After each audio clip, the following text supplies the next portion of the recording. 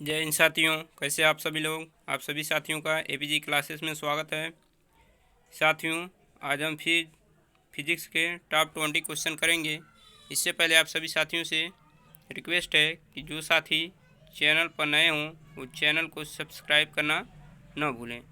ठीक है, चलते हैं अब क्वेश्चन की तरफ। देखिए, पहला क्वेश्चन हमारा क्या है कि वह तापमान जिसका पाठ्यांक फ़ारेनहाइट और सेल्सियस पैमाने पर वही होता है, यानी दोनों में बराबर होता है। ऑप्शन ए दिया है 40 डिग्री सेल्सियस, ऑप्शन बी दिया है -40 डिग्री सेल्सियस, ऑप्शन सी दिया है -34 डिग्री सेल्सियस और ऑप्शन डी दिया है -140 डिग्री सेल्सियस। तो हमें बताना है कि वह पाठ्यांक कौन सा है जिसमें फ़ारेनहाइट और सेल्सियस पैमाने पर तापमान दोनों बराबर दिखाता है। तो हमारा ऑप्शन जो होगा वो हो जाएगा ऑप्शन बी, -40 डिग्री सेल्सियस पर आपका फ़ारेनहाइट और सेल्सियस दोनों में पाठ्यांक समान दिखाता है। चलते हैं अगले क्वेश्चन की देखेंगे। अगला क्वेश्चन क्या है? अगला क्वेश्चन हमारा है, देखिए अगला क्वेश्चन क्या है कि निम्नलिखित में से किस युक्ति को विकिरण ऊष्मा का पता लगाने के लिए प्रयुक्त किया जाता है? ऑप्शन ए है द्रव्य थर्मामीटर, ऑप्शन बी है षष्ठ का अधिकतम और न्यूनतम थर्मामीटर, ऑप्शन सी है अचर आयतन वायु थर्मामीटर और ऑप्शन डी है ताप वैद्युत पुंज। इसमें से हमें बताना है कि किसका प्रयोग किया जाता है। ठीक है, तो देखिए हम आदर्श थर्मामीटर का प्रयोग करते हैं, जो आपका हो जाएगा ऑप्शन ए। ठीक, बढ़ते हैं अगले क्वेश्चन की तरफ। अगला क्वेश्चन क्या है कि पृथ्वी निम्नलिखित में से क्या है? ऑप्शन ए दिया ऊष्मा की अच्छी परावर्तक, ऑप्शन बी दिया ऊष्मा की खराब अवशोषक, ऑप्शन सी दिया ऊष्मा की अच्छी अवशोषक और अच्छी विकिरण, ऑप्शन डी दिया ऊष्मा की खराब अवशोषक और खराब विकिरण। हमें ये बताना है। तो देखिए, पृथ्वी जो होती है ऊष्मा की खराब अवशोषक और खराब विकिरण होती है, जो आपका हो जाएगा ऑप्शन डी हो जाएगा। ठीक है, ऑप्शन डी, जो ऑप्शन डी होगा आपका। ठीक है ना, क्योंकि पृथ्वी जो होती है वो सूर्य की ऊष्मा को बहुत जल्दी ही ऑब्जर्व करती है और रात में बहुत ही जल्दी छोड़ देती है, इसीलिए वो क्या है, खराब अवशोषक है और खराब विकिरण है। चलते हैं अगले क्वेश्चन की तरफ। अगला क्वेश्चन आपका क्या है कि निम्नलिखित में से किसमें सर्वोच्च विशिष्ट ऊष्मा का मान होता है? किसमें सर्वोच्च विशिष्ट ऊष्मा का मान होता है? ऑप्शन ए है कांच, ऑप्शन बी है तांबा, ऑप्शन सी है सीसा और ऑप्शन डी है आपका जल। तो हमें बताना है किसमें सर्वोच्च विशिष्ट ऊष्मा का मान होता है। तो देखिए, आपका जो यहाँ पर आंसर हो जाएगा वो आंसर आपका होगा ऑप्शन डी। क्यों? क्योंकि जल का विशिष्ट ऊष्मा सबसे अधिक होता है। ठीक है ना, इसीलिए हम जनरेटर या फिर जिसमें पानी डाला जाता है, जो भी वाहन है जिसमें पानी डाला जाता है शीतलक के रूप में, तो उसमें हम जल का ही प्रयोग करते हैं, क्योंकि उसकी जो विशिष्ट ऊष्मा होती है वो सबसे अधिक होती है। ठीक है ना, अब चलेंगे अगले क्वेश्चन की तरफ। अगला क्वेश्चन क्या है देखेंगे। अगला क्वेश्चन आपका है निम्नलिखित में से ऊष्मा का कुचालक है। निम्नलिखित में से ऊष्मा का कौन कुचालक है, हमें ये बताना है। ऑप्शन ए दिया है, तो हमें बताना है कि निम्नलिखित में से ऊष्मा का कुचालक है कौन सा है ऊष्मा का कुचालक। ऑप्शन ए है तांबा, ऑप्शन बी है लकड़ी, ऑप्शन सी है पारा और ऑप्शन डी है एल्युमिनियम।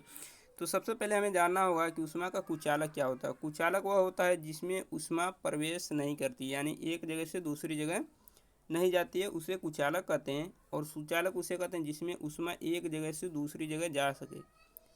ठीक, तो इसमें हमें बताना है कुचालक। तो देखिए, आपका लकड़ी जो होता है वो ऊष्मा का कुचालक होगा, क्योंकि अगर हम उसके एक सिरे को गर्म करें तो ऊष्मा एक सिरे से दूसरे सिरे तक नहीं जाती है, ये ऊष्मा का कुचालक होता है।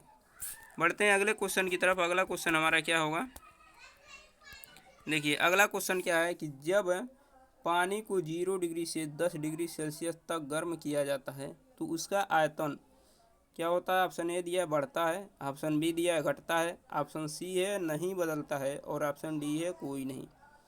तो देखिए जब हम जल को गर्म करते हैं तो 0 डिग्री से 4 डिग्री सेल्सियस तक जब हम गर्म करते हैं तो क्या होता है, सिकुड़ता है, यानी सिकुड़ेगा जब तो उसका आयतन क्या होगा, बढ़ेगा। और उसके बाद वो क्या होता है, फैलता है। जब सिकुड़ेगा तो आयतन घटेगा और जब फैलेगा तो उसका आयतन बढ़ेगा।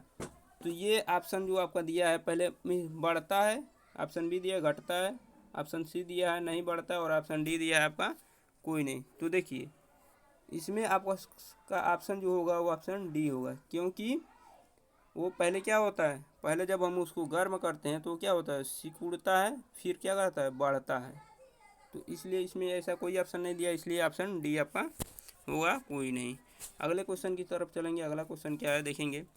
दाब बढ़ाने पर बर्फ का गलनांक क्या होता है। ऑप्शन ए है घटता है, ऑप्शन बी है बढ़ता है, ऑप्शन सी है अपवर्तित रहता है, ऑप्शन डी है कोई नहीं।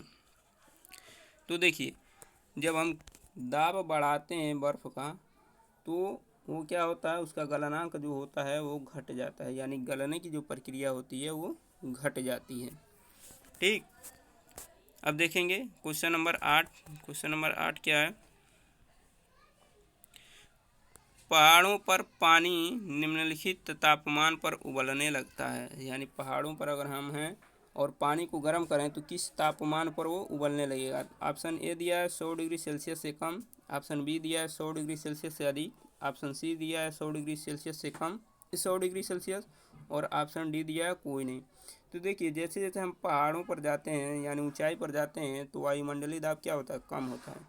और जब वायुमंडलीय दाब कम होगा तो किसी भी चीज़ को उबालने के लिए कम ऊष्मा की आवश्यकता होगी, अर्थात वो 100 डिग्री सेल्सियस से कम ताप पर ही क्या होगा, उबलने लगेगा, जो आपका ऑप्शन ए हो जाएगा।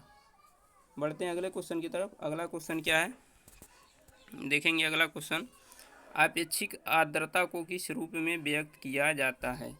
ऑप्शन ए है ग्राम में, ऑप्शन बी है किलोग्राम में, ऑप्शन सी है प्रतिशत में और ऑप्शन डी है अनुपात में।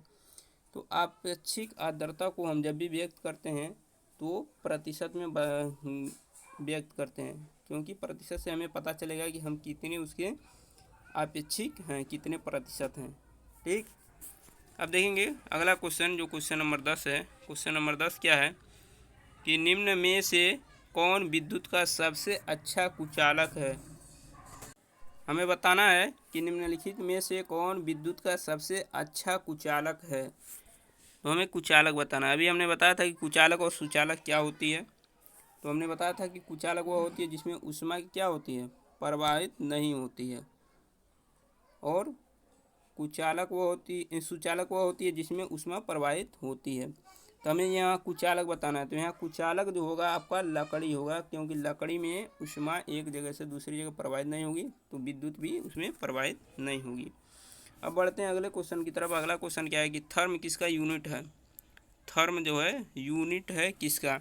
ऑप्शन ए दिया है शक्ति का, ऑप्शन बी दिया है ऊष्मा का, ऑप्शन सी दिया है प्रकाश का और ऑप्शन डी दिया है दूरी का। तो देखिए शक्ति का तो आप जानते हैं वाट होता है यूनिट। प्रकाश का क्या होता है, प्रकाश भी एक प्रकार की ऊर्जा ही है तो उसका जूल हो जाता है। दूरी का क्या होता है, मीटर होता है। तो ऊष्मा का क्या होता है, थर्म, यानी जिसको हम बोलते हैं थर्मल यानी ऊष्मा, और ऊष्मा का ही ये क्या है, यूनिट है। बढ़ते हैं अगले क्वेश्चन की तरफ। अगला क्वेश्चन क्या है आपका, अगला क्वेश्चन क्या है कि 40 डिग्री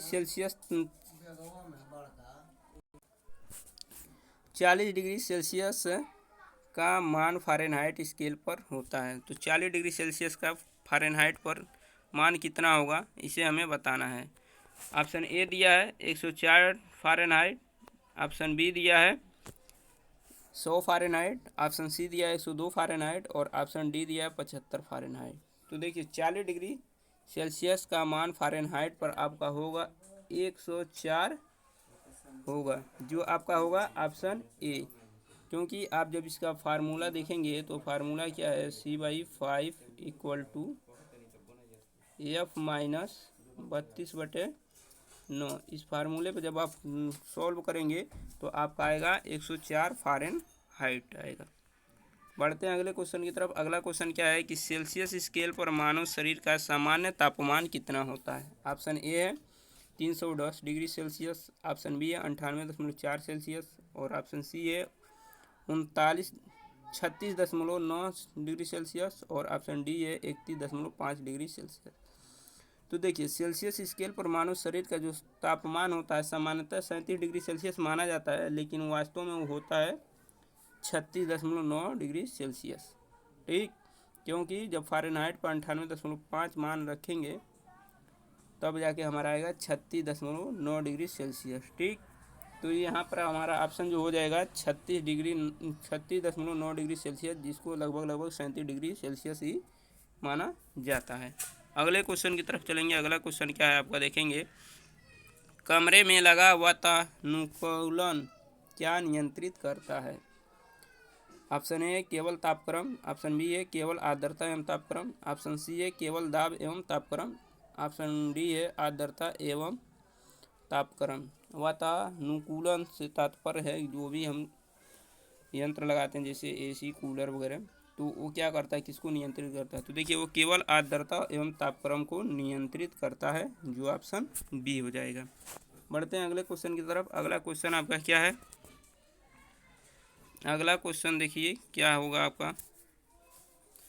देखिए, जलवाष्प में भंडारित ऊष्मा है, जो जलवाष्प जो होता है उसमें भंडारित ऊष्मा क्या होती है। ऑप्शन ए दिया है विशिष्ट ऊष्मा, ऑप्शन बी दिया है गुप्त ऊष्मा, ऑप्शन सी दिया है निरपेक्ष ऊष्मा, और ऑप्शन डी दिया है कोई नहीं। तो जलवाष्प में जो भंडारित ऊष्मा होती है वो आपकी होती है गुप्त ऊष्मा। ठीक, अगला क्वेश्चन देखेंगे। अगला क्वेश्चन है आपका, निम्नलिखित में से अधिक जलन किससे पैदा होती है। किससे अधिक जलन पैदा होती है। ऑप्शन ए है उबलता हुआ पानी, ऑप्शन बी है गर्म पानी, ऑप्शन सी है भाप, और ऑप्शन डी है इनमें से कोई नहीं।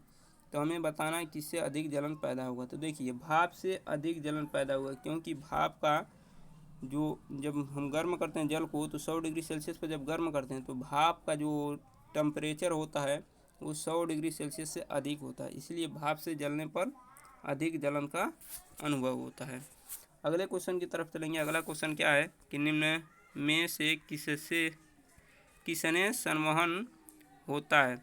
निम्न में से किसमें संवहन होता है। ऑप्शन ए है आपका केवल ठोस और द्रव में, ऑप्शन बी है केवल द्रव और गैसों में, ऑप्शन सी है केवल गैसों और ठोसों में, ऑप्शन डी है ठोस, द्रव तथा गैसों में। सबसे पहले हमें जानना होगा कि संवहन क्या होता है। संवहन जो होता है वो उसमें क्या होता है, जब हम किसी चीज़ को ऊष्मा देते हैं तो वो पदार्थ जो होता है अपनी स्थान छोड़कर उस दूसरी जगह चले जाता है और दूसरी पदार्थ उसके जगह पर आ जाता है। जैसे हम जल द्रव को गर्म करते हैं तो जब गर्म करते हैं तो नीचे का जो जल होता है वो ऊपर चला जाता है गर्म होकर, और ऊपर का जो जल होता है वो नीचे आता है। इस प्रक्रिया को संवहन करते हैं, यानी जो कण होते हैं वो ऊष्मा लेकर अपना स्थान छोड़ देते हैं। तो इसमें जो आपका होगा संवहन जो होता है वो केवल द्रव और गैसों में ही होता है। अगले क्वेश्चन की तरफ चलेंगे। अगला क्वेश्चन क्या है आपका देखेंगे। निम्नलिखित में से क्या है। ए दिया ऊष्मा की अच्छी परावर्तक, पृथ्वी जो है निम्नलिखित में से क्या है। ए दिया ऊष्मा की अच्छी परावर्तक, बी है ऊष्मा की खराब अवशोषक, सी है ऊष्मा की अच्छी अवशोषक और अच्छी विकिरक, और डी है ऊष्मा की खराब अवशोषक और खराब विकिरक। तो आपका जो ऑप्शन होगा वो डी हो जाएगा। पृथ्वी जो है ऊष्मा की खराब अवशोषक और खराब विकिरक है। बढ़ेंगे अगले क्वेश्चन की तरफ। अगला क्वेश्चन क्या है देखिए। अगला क्वेश्चन है आपका, निम्नलिखित में से किस धातु की ऊष्मीय चालकता सबसे अधिक है, यानी किसमें ऊष्मा बहुत तेज़ी से प्रवाहित होगी। ऑप्शन ए है लोहा, ऑप्शन बी है एल्युमिनियम, ऑप्शन सी है तांबा, और ऑप्शन डी है चांदी। तो हमें बताना है किसमें ऊष्मा तेज़ी से प्रवाहित होगी। तो आपका ऑप्शन डी हो जाएगा, चांदी में सबसे तेज़ ऊष्मा प्रवाहित होगी। अगले क्वेश्चन की तरफ चलेंगे। अगला क्वेश्चन क्या है आपका देखेंगे। कोई पिंड ऊष्मा का सबसे अधिक अवशोषण करता है जब वह होता है, यानी कोई पिंड जो है ऊष्मा कब सबसे अधिक अवशोषित करेगा। ऑप्शन ए है काला और खुरदुरा, ऑप्शन बी है काला और मसृण, और ऑप्शन सी है सफ़ेद और खुरदुरा, ऑप्शन डी है सफ़ेद और मसृण। तो देखिए, कोई पिंड अगर काला और खुरदुरा है तो वही सबसे अधिक ऊष्मा को अवशोषित करेगा। ठीक, ये आपके थे टॉप 20 क्वेश्चन जो हर एग्ज़ाम के लिए बहुत ही इम्पोर्टेंट हैं। जो भी फिजिक्स के क्वेश्चन आते हैं उसमें ये टॉप 20 क्वेश्चन बहुत ही इम्पोर्टेंट हैं, और इसी तरह हम डेली टॉप 20 क्वेश्चन कराते हैं जो परीक्षा की दृष्टि से बहुत ही महत्वपूर्ण हैं। आशा है आप सभी लोगों को वीडियो अच्छी लगी हो। आप सभी लोग वीडियो को लाइक, शेयर एवं सब्सक्राइब करना ना भूलें। मिलते हैं अगले वीडियो में, तब तक के लिए अपना ख्याल रखिए। Thank you.